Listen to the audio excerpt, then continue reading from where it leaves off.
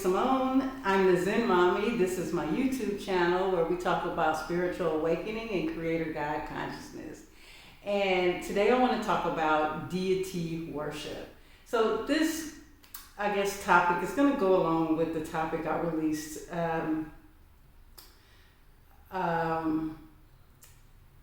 released a video how to go from praying to a God to manifesting as a God.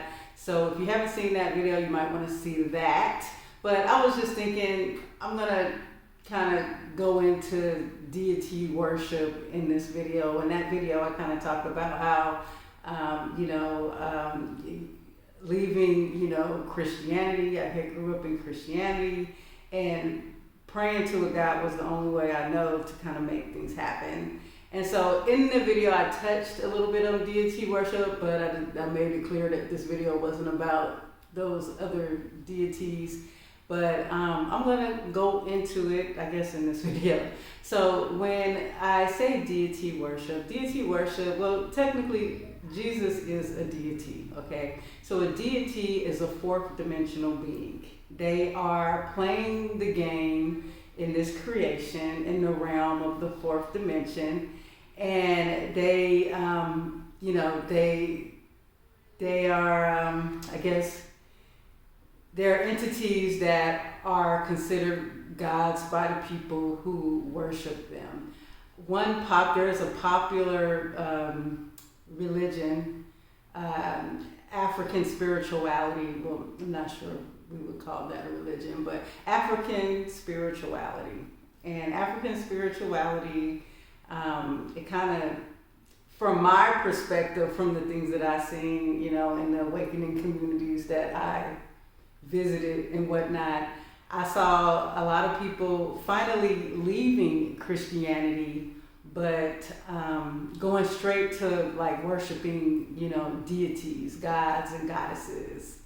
And, at first I was kind of disappointment, when I had my awakening, it was before like the mass awakening, and, I knew that it was coming.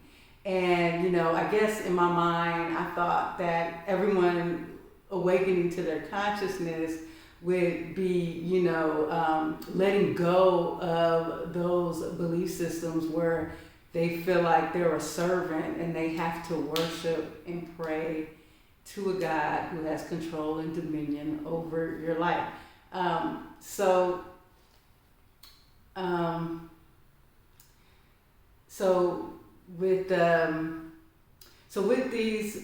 what happens is most people, they came out of, Christianity, and they saw one type of way. And then they went into African spirituality. A lot of, indigenous people, and I call them indigenous because I am aware that the first people in America were indeed,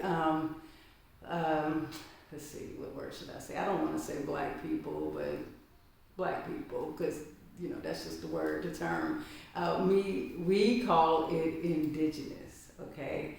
So not to give a little bit of a history lesson, but when this area was colonized, the people had never heard of Jesus, and they were the first people of this land. And there was a lot of cruel and corrupt things that happened, which I don't really want to go into in this video. But what I'm trying to say is they had a way of life here, okay, our indigenous people. And I believe they were more connected to nature, to the earth. And then the colonizers came with this idea to, I guess,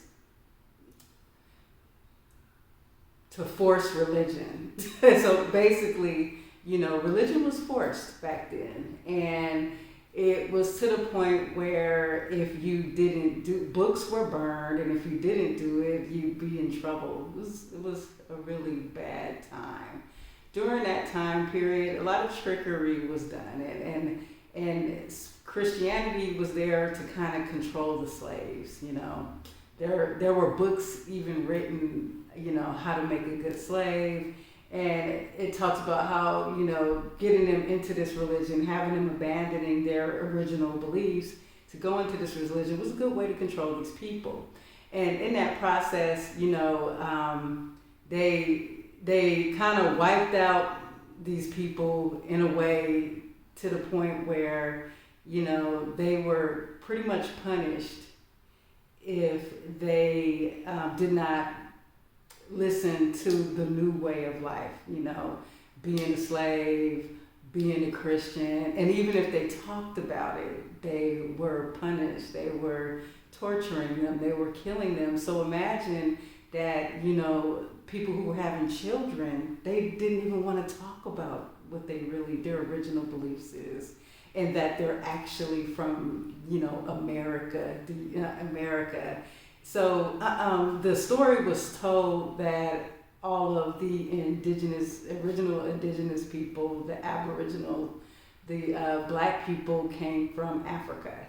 And with that being said, we had all been taught from generation to generation that we were actually, our ancestors were from Africa. And we're descendants of Africans who were basically robbed from their land and brought here to be slaves.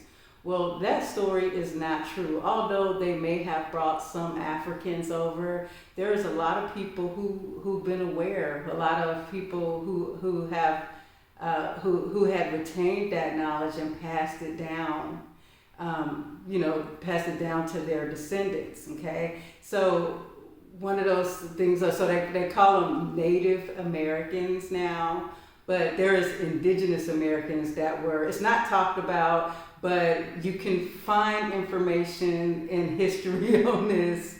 I didn't mean to go so deep into this, but I just want to talk about this because, someone had asked me what I thought about African spirituality. All right, let me collect my thoughts here. Okay, so imagine not being able to believe the way you originally believe, and this whole Christianity belief system, it just took over. And to this day, most people think that our ancestors are from Africa. And I really should have my husband in on this topic because he is the one that researched all of this because, for him to leave Christianity, it had to make sense to him. And he needed to do the research and get he needed to get kind of like is analytical the word I wanted to say? He wanted to see, like proof that makes sense to his brain, right? For me, it was the other way around. I needed more like, my proof was basically the unknown, basically spirit, basically telling me having out-of-body experiences and realizing this, but he needed to find out that way. So he broke down a lot of this knowledge to me. And when he first began the transition from Christianity, which he started looking into African spirituality. And when he started to look in there, he was trying to connect the ancestors, and he never got any results. He didn't understand, why couldn't I connect to my ancestors? He later began to find out that our family, that his family, as well as mine, I found out too, that we were actually, came from tribes, indigenous Indian tribes from America, tribes that they don't talk about. That tribes that they hid the truth from us. And so after he realized there was no way he was going to be connecting. He realized that connection to answer, he couldn't connect to those because those wasn't his ancestors. And so, anyways, with that being said, and I probably botched it, it's so much more to this, but this is not my history lesson. If you are interested in more about this, I do know people who break down the education of this, and I'd be happy to share that information. Also, I'll be happy to bring my husband on to Zen Dad to share his experiences. He had some very profound experiences, and we'll do like a part 2 with him probably. And so, anyways, I said that little background information to kind of say when this awakening happened, where like after, around 2020, people started waking up in masses. Maybe a little bit before then it started actually. And when I was in the spiritual community, I started noticing everybody was talking about Ifas and all these different gods that they were worshiping. And at first, I was disappointed. I was like, you traded one deity for another. And I was disappointed at first. I remember leaving all those groups. And I just didn't get it. And not until, I began to understand why. So if you listen to my last video, I talked about going from worshiping a God to manifesting as a God. I was thinking about like the major religions like Christianity. And so when you first leave Christianity, and a lot of these people probably were already having problems with Christianity and ready to leave, it's really hard because you've been programmed to have to communicate to someone over you, above you. You've been programmed to pray to an entity, to God or whatever. And, I'm not going to lie. When I first started this journey, I didn't know how to make it work. I remember I broke down and prayed to Jesus a couple of times early on in my journey. And so I see why. What I'm trying to say is, although I was I was very disappointed about this turn of people going to worship all these deities. I began to understand why. My friend who I went to the same church with, we were in a Christian cult and we were programmed heavily. And so we both left that church. I think she left before me. And not too long ago, about a year ago, I talked to her. We were kind of catching up. And, she's not into African spirituality, but she had been meeting with like a group of Indian women, Middle Eastern India. And so anyway, she was meeting with these women, and they had told her about this goddess deity where all she had to do was set out some rice for food, and ask for what she wanted. And so she set out the rice. She was telling me this experience. She was like, it really works, Mom. She was like, I prayed to this deity. All I had to do was set out rice, and I was struggling, and I needed a job, and I needed money, and like that, I got a job. And so like, she said she did it a couple times, and she manifested. She got her prayers answered by putting this rice out to kind of, feed this deity or whatnot. It's an energy exchange, okay? And so I was thinking like, I think it was a little over a year ago she told me this. I was thinking like, when she first said that, of course, she's my friend, I didn't want to make her feel bad. And I understand that not everybody is, on the same path. And a lot of times I don't want to infringe on what's going on in their reality, what they're manifesting, because I know that they're a God. And whatever experience they're in, they're creating that. So that's kind of why, like, I kind of stand back. I really don't want to infringe on no one's belief system. But if you are questioning things, if you're looking, if you're ready to realize you're a God, that's what I'm here for, okay? And so anyway, so she was praying, and I was thinking, well, it works. Of course it works. It's a deity. It's a 4D being. They're there for that. And so looking back on how hard it was for me to kind of get over the whole praying to Jesus thing when things got rough or when I needed something, I must imagine it must be hard for them too. This is why it was easier for her to manifest. Now, let me make this clear. My friend, she is a God. She is not aware that she is a God. So, but she still needs to make a connection to this non-physical thing. This is a natural thing to want to desire, I guess, some type of non-physical connection, to desire to have someone to go to pray to talk to. And so So as a guide, what she did is she decided to put her belief system, her energy into this entity. These women told her about these entities, these Indian women. So these Indian women probably had the same experience. They had the same experience. They're also gods. And they collectively decided that this particular deity will answer any prayer. Because all of these women are gods, when they make that decision, this deity answers their prayers because that deity is them. That's their energy and their belief going into this. As long as they believe it, they will draw what they need into their reality. So that's what my friend Carlin did. And so I started to look back at this whole movement to African spirituality, and I realized that this is what's going on. I'm gonna make it clear, I'm not trying to put anyone down, not trying to judge you or anything else. I understand this is your experience. I respect you and I love you. And I know that you're a God, and I know that you're playing the game, the experience you want, and I'm not trying to infringe on that, right? So I just kind of want to talk about this.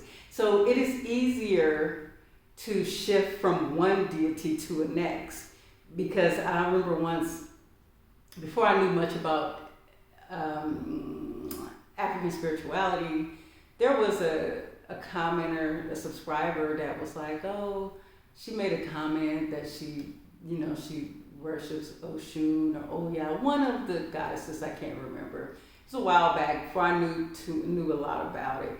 And I was just like, oh, I said, I've never, worship the deity. And she was like, oh, it works so much. She gives me what I need. And then I seen other people talking about like Shango. I seen some guys talking about, oh, I pray to Shango and I've been getting my prayers answered. And so what I'm trying to tell you is these deities, these are each person that's worshiping a god. What they're doing is, as a creator god themselves, they are creating an entity to answer their prayers, because because of being here and being disconnected from who we truly are, being gods in amnesia, we don't realize that the God that we're praying to really is us. So we're in experience, we're playing a human experience, we're playing a game. So what they're doing is they're saying, okay, say Oshun is my goddess, right? And I had decided I'm going to pray to Oshun, and I'm going to set out things like my friend Carlin, she would set out rice to this deity, right?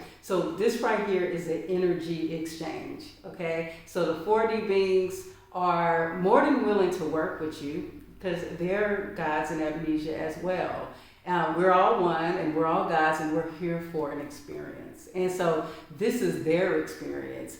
A big thing about the 4D entities is they feed off the human experience. They feed off the humans. Like they're like the scarier entities, like one would call maybe like evil or demonic, which there is no evil or demonic. They're still gods playing games. Those entities will feed off of fear.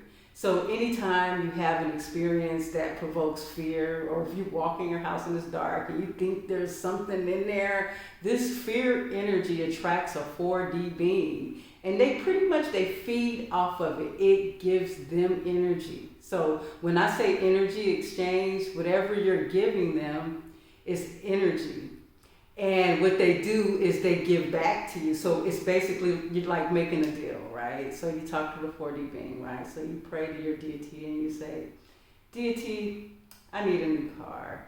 I'm going to put out some water and some fruit, okay? And I want to manifest this car. You praying, you giving them worship energy. You giving them an item, which they can't really take, but energetically they can. That's an energy exchange. Once they get that energy, they give a little bit back to you in the form of maybe answering one of your prayers. The more you believe in it, the more these things will manifest for you.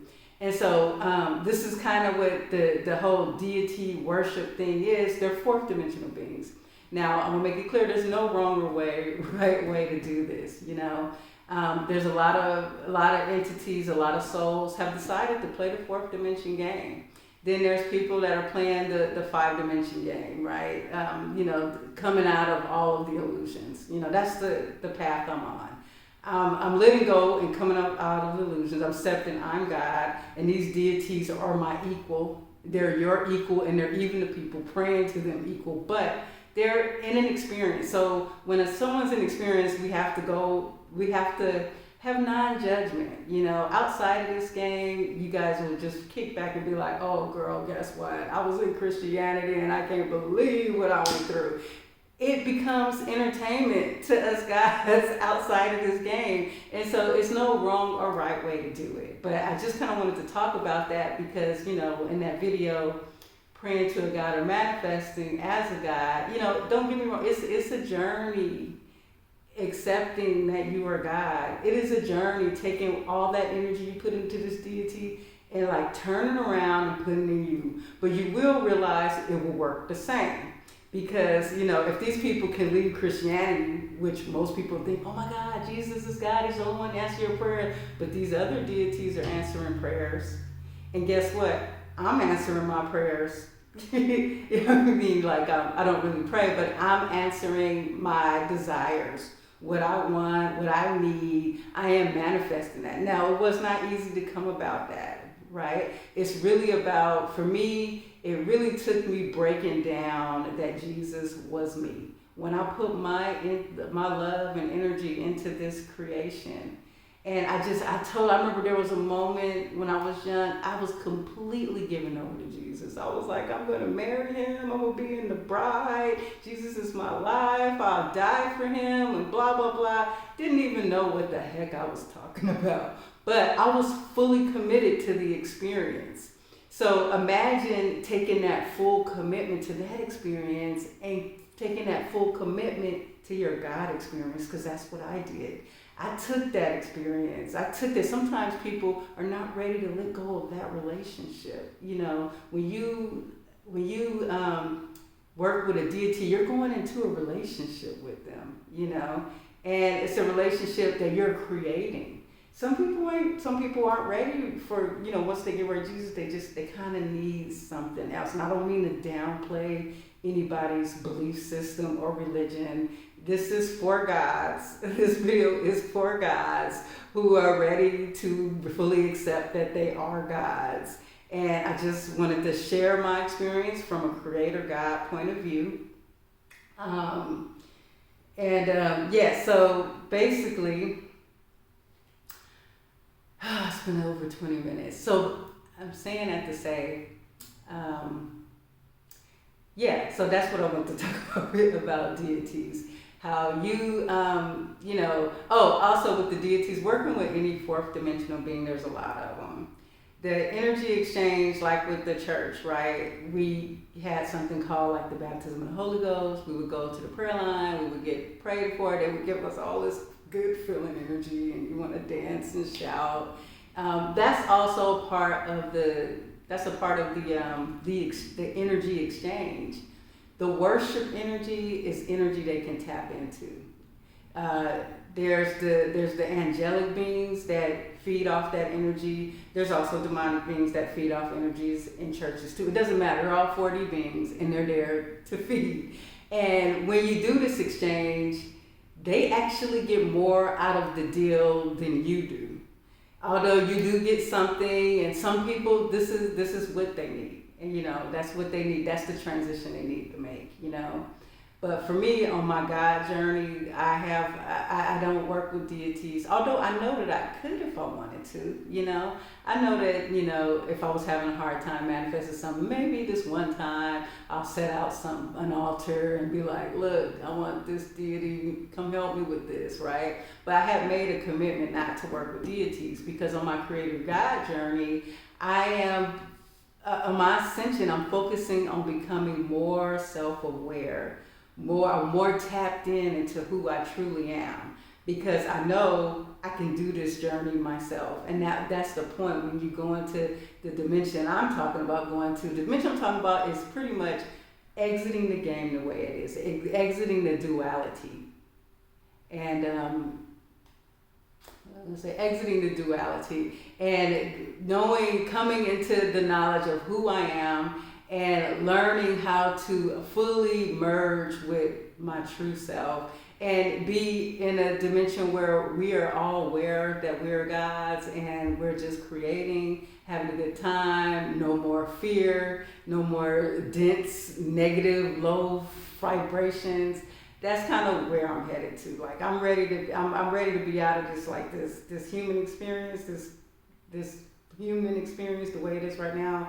I am in transition out of it, and and hopefully along my journey, sharing it, I may help and inspire someone else.